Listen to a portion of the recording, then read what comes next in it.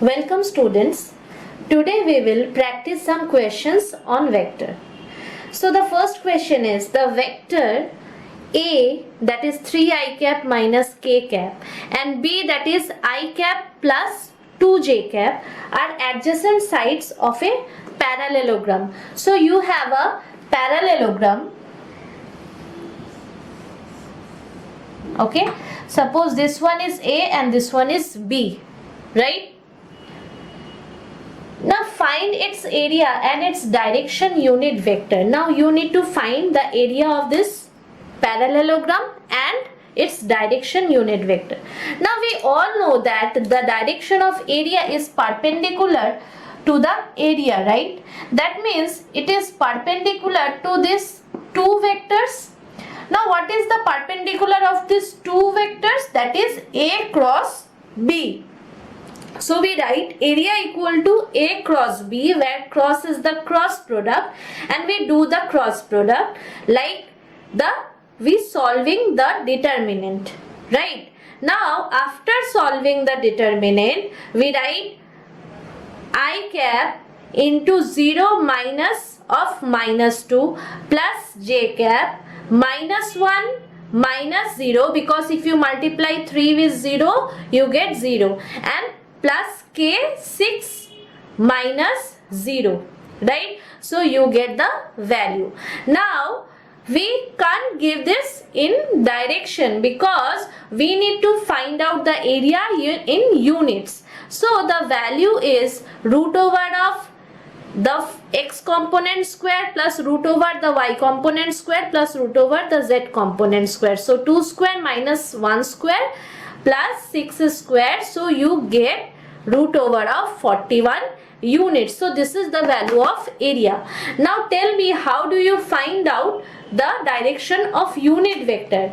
You know the direction of the area. If you just divide the direction of area by its value, you get the unit vector. So you get unit vector along the direction n cap is the vector that is 2i cap minus j cap plus 6k cap divided by root over of 41. So this is the unit vector which is along the direction of the area. Let's come to the second question. The three sides of a parallelepiped is given by A, B and C, where the values of A, B and C in terms of the unit vectors I cap, j cap and k cap are given. What will be the volume of this, right?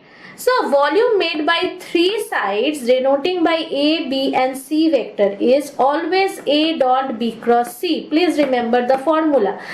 Area is the cross product of two vector, where the volume, which is a scalar quantity, so it should be made by the dot product of two vectors, that is A dot B cross C, right? So you do A dot B cross C. So first you write the value of A dot and then you find out the determinant, that means B cross C.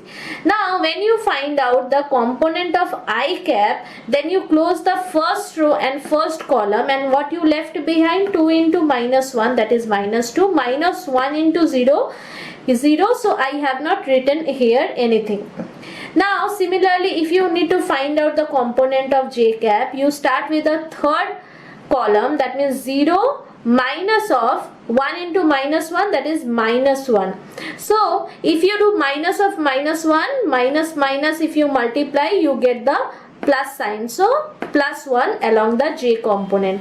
Similarly 0 minus of minus 1, that means you have plus k along the k component. Okay, so when you do this, so 2 into minus 2, that is minus 4, minus 3 into plus 1, that is minus 3, and plus 7 into 1, that is plus 7.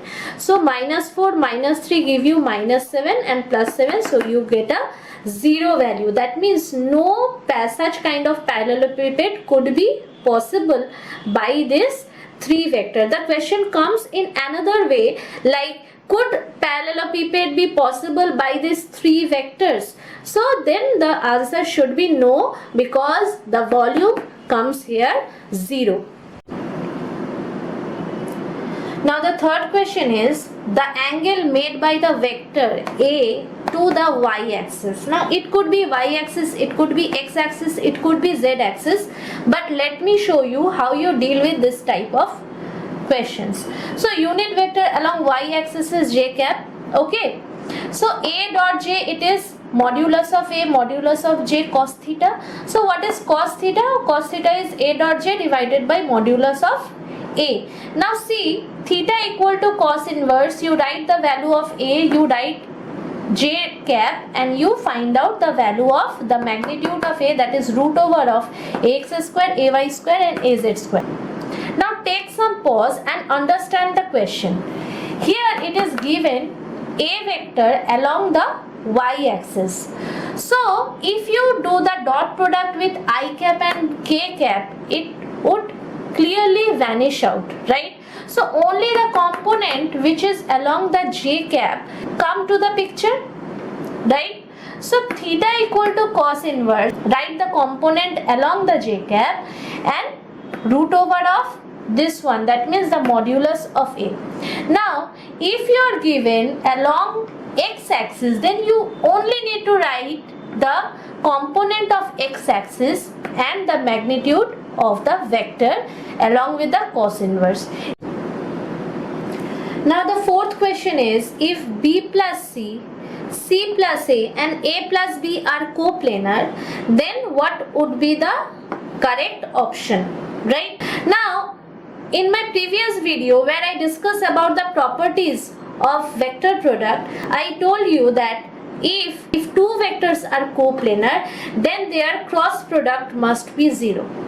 Now when you do this two vectors equal to 0 by the cross product, just apply the distributive law, okay, which I discussed in my previous video. So B cross A plus B plus C cross A plus B equal to 0. Now again apply distributive law in this section. So B cross A plus B cross B plus C cross A plus C cross B equal to 0. Now B cross B should be 0 because if you do the cross product with the same vector, you get a 0 as a result. Now all these three terms should be 0. Now as these three are additive terms, one could be negative of another. Now as these three are additive terms, A, B and C could not be negative. So that means each and every term should be 0. Now if A cross B equal to 0, if A cross B equal to 0, that means A and B are coplanar, right? If C cross A equal to 0, that means C and A also are coplanar. If C cross B equal to 0, that means C and B are also coplanar. That means A, B, C are coplanar. That means first option is correct. Now the fifth question is the easiest one. If A and B are perpendicular to each other, then the value of the small a is what? Now in the previous videos I told you that if A and B, two vectors are perpendicular to each other, then their dot product must be 0. Now just to solve the dot product, so you multiply the x component, the y component and the z component and put a summation with that. So 2 into A, that is 2A, minus 3 into plus 1, that is minus 3, and plus 6 into minus 1, that is minus 6. So you get 3 plus 6, that is 9 over here. So 2A equal to 9, so A equal to 9 by 2, that is 4.5. One of my request to all of you that please write these questions in your copy and try to solve it by your own. When you can't solve this, only then you see the solutions and write the solutions whatever I am writing in the board. So thank you so much.